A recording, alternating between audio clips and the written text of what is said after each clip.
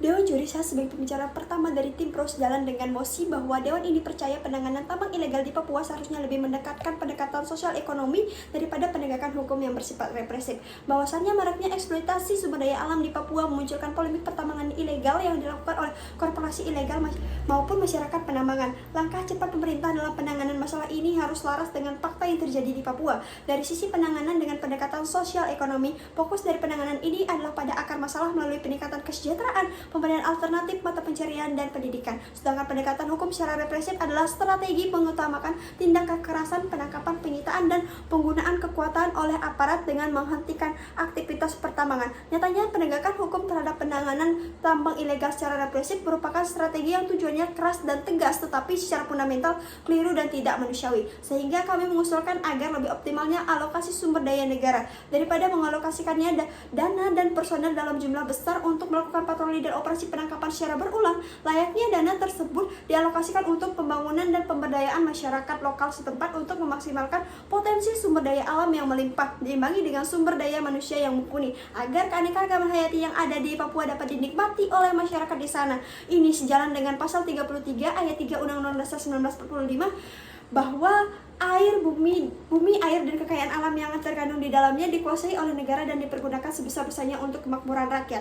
Kekayaan alam Papua yang melimpah dibuktikan dengan potensi luas laut yang mencapai 106.500 km persegi dengan bentang garis pantai 12 km. Papua memiliki potensi tak terbatas di bidang perikanan dan juga kemaritiman. Realisasi sektor ini mencatat nilai tambah sebesar 4 triliun terhadap domestik regional bruto di tahun 2023. Dan sektor pertanian di tahun 2023 memberikan nilai tambah sebesar 11 triliun di tahun 2023 dengan sumbangsi akomodasi kopi, padi, teh, kakao, dan kelapa sawit yang menunjang besarnya volume produksi. Sedangkan sektor pertambangan Papua tengah menjadi pusat utama eksploitasi mineral dengan nilai tambah mencapai 78 triliun di tahun 2023. Ketergantungan ekonomi terhadap sektor ekstraktif semata tidak berkelanjutan tanpa hilirisasi pengelolaan lokal, keuntungan terbesar akan terus menguap keluar Papua. Sangat disayangkan jika keanekaragaman sumber daya yang melimpah di Papua mengalami dampak pertambangan ilegal bagi lingkungan yang dapat menyebabkan deforestasi, kerusakan ekosistem air, dan juga polusi. Daripada merusak kekayaan ekologis Papua, seharusnya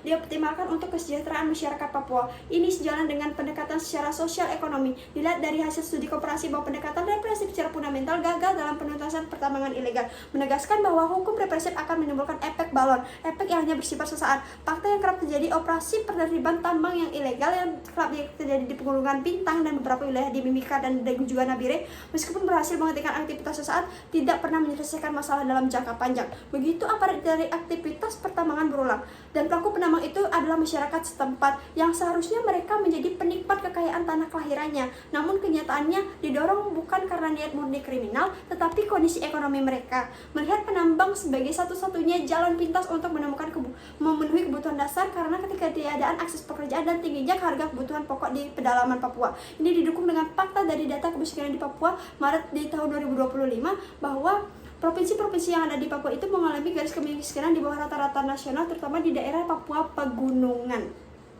Sebagai negara hukum dan berdasarkan nilai-nilai Pancasila, Indonesia berkewajiban menjamin keadilan sosial bagi seluruh rakyat Indonesia, termasuk masyarakat adat Papua.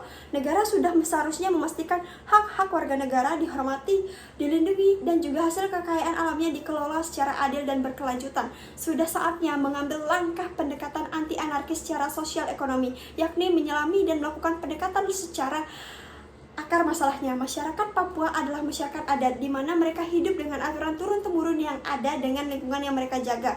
Jangan sampai potensi alam yang tinggi dimanfaatkan oleh pihak luar tanpa mempertimbangkan masyarakat adat Papua. Oleh karena itu, penting adanya pemberdayaan masyarakat adat alternatif penegakan hukum secara sosial ekonomi sejalan dengan kebutuhan masyarakat adat Papua untuk mendapatkan solusi dan edukasi tanpa aksi yang memungkinkan memicu sikap anarkis. Dengan harapan di masa depan, realita yang menyatakan mereka berdiri di atas emas, berjalan tanpa alas akan sirna karena kekayaan alamnya sudah secara adil dan dapat mereka nikmati. Dengan demikian, saya sebagai pembicara pertama mendukung mosi bahwa tambang ilegal sangat dikedepankan dengan penegakan hukum secara sosial ekonomi. Sekian dari saya, terima kasih.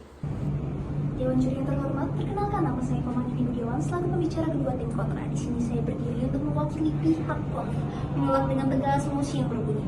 Dewan ini percaya bahwa penanganan tambang ilegal di Indonesia seharusnya lebih menekankan pendekatan sosial ekonomi daripada penegakan hukum yang represif. Kami menolak dengan tegas mosi ini karena akar persoalan tambang ilegal di Papua bukan hanya karena rendahnya kesejahteraan, tapi lemahnya penegakan hukum yang membuat masalah terus berulang dan terorganisir. Secara empiris, laporan Direktorat Jenderal Minerba tahun 2023 mencatat ada lebih dari 2.700 titik tambang ilegal di Indonesia dengan aktivitas tertinggi di wilayah Kalimantan dan Papua. Salah satu contohnya adalah tambang emas ilegal di wilayah Karawai, Papua Tengah yang terungkap pada tahun 2022. Di mana kegiatan ini melibatkan alat berat dan bahan kimia berbahaya seperti merkuri yang mengakibatkan kerusakan pada ekosistem sungai dan alam adat. Aparat juga menemukan bahwa tambang dikendalikan oleh jaringan investor luar daerah, bukan masyarakat lokal. Fakta ini jelas memperkuat bahwa akar masalah bukan kemiskinan, tapi bisnis ilegal yang memanfaatkan lemahnya pengawasan hukum.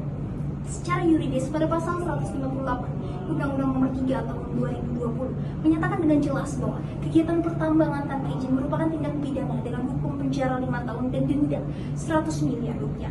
Artinya, secara dasar hukum, kita sudah bisa menindak dengan tegas pihak yang melakukan tambang ilegal. Tapi ini tidak dilakukan sampai hari ini. Jadi yang kita perlukan bukanlah pendekatan sosial, tapi penegakan hukum yang memastikan hukum berjalan tanpa pandang bulu. Kami tidak menolak pendekatan sosial, tapi itu tidak bisa menjadi prioritas utama. Karena kita adalah negara Indonesia, kita mempunyai dasar hukum yang seharusnya bisa mengendalikan semua, termasuk kasus yang melanggar hukum. Jika hal ini dibiarkan, hal ini dibela, maka ini sama saja dengan melegalkan pelanggaran di Indonesia. Pihak kami tidak menentang pentingnya pendekatan sosial, tapi ini bukan prioritas. Hukum harus ditegakkan setegak-tegaknya sebagai dasar negara. Karena pendekatan sosial tanpa penegakan hukum yang pasti hanya akan terus berjalan di atas ketidakpastian. Penegakan hukum tidak selalu bersifat represif atau melanggar hak asasi, karena hukum yang berjalan secara profesional, transparan, dan manusiawi seharusnya bisa diperlukan, di mana aparat bukan menindak rakyat-rakyat yang dimanfaatkan oleh sistem, tapi pihak-pihak yang mengendalikan sistem. Orang-orang yang melakukan pelanggaran besar ditindak setegas-tegasnya di mata hukum.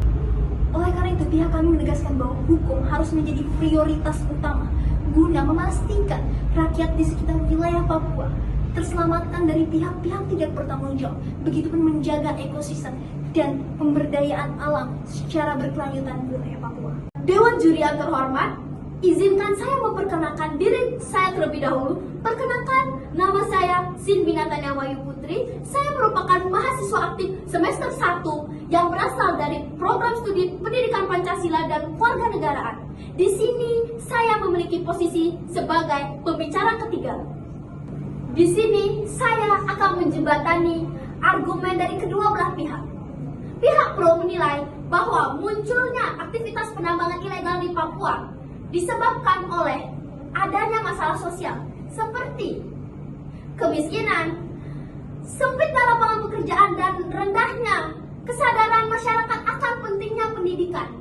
Maka dari itu, adanya pendekatan sosial ekonomi menjadi solusi utama untuk menanggulangi adanya aktivitas penambangan ilegal tersebut. Sementara itu, dari pihak kontra menilai bahwa masalah utamanya terdapat pada penegakan hukum yang lemah. Tanpa hukum yang tegas, tanpa regulasi yang tegas, tentunya program sosial tidak akan menyentuh tangan atau pelaku besar yang menerima keuntungan, alias tidak akan sampai ke target atau tangan yang membutuhkan dan penting. Baik dari pihak pro maupun pihak kontra sama-sama ingin menyelesaikan masalah, tetapi dengan pendekatan dan cara yang berbeda. Tetapi Dewan Juri yang terhormat, apabila dilihat dari kondisi Papua pada saat ini yang real, yang nyata, masyarakat semata-mata melakukan aktivitas tambang ilegal tersebut untuk memenuhi kebutuhan pokok mereka sehari-hari, yang didasari murni oleh keinginan untuk memenuhi kebutuhan mereka tanpa adanya niat negatif, niat jahat, ataupun niat terselubung. Maka dari itu, penegakan hukum itu sebagai pendukung dan pendekatan secara sosial ekonomi menjadi dasar utama untuk menyelesaikan aktivitas atau menanggulangi aktivitas tambang ilegal di Papua. Ini sesuai dengan Undang-Undang Dasar 1945 pasal 33 ayat 3 yang berisi tentang seluruh kekayaan alam digunakan sebesar-besarnya untuk kemakmuran rakyat dan didukung oleh Undang-Undang Nomor 158 tentang minerba atau mineral dan energi terbarukan tahun 2020 yang melakukan penegasan bahwa izin hukum harus tetap ditegaskan dalam pengelolaan energi dan mineral. Kesimpulannya, Dewan Juri yang terhormat, masalah atau aktivitas penambangan ilegal di Papua tidak hanya dapat kita selesaikan melalui hukum, tetapi kita dapat membangun, kita harus membangun masyarakatnya melalui pendidikan, pemberian lapangan kerja dan pemberdayaan ekonomi sehingga kita dapat menanggulangi, kita dapat menghapuskan adanya aktivitas dari tambang ilegal tersebut. Dewan Juri yang terhormat, dapat kita sadari dan kita ketahui bahwa hukum merupakan elemen yang penting dalam pembangunan negara. Tetapi yang terpenting adalah kesejahteraan masyarakat yang merupakan tujuan yang utama, tujuan yang berada di atas segala-galanya dalam pembangunan negara itu sendiri. Sekian dari saya, sekian penyampaian argumentasi dan kesimpulan dari saya ucapkan terima kasih.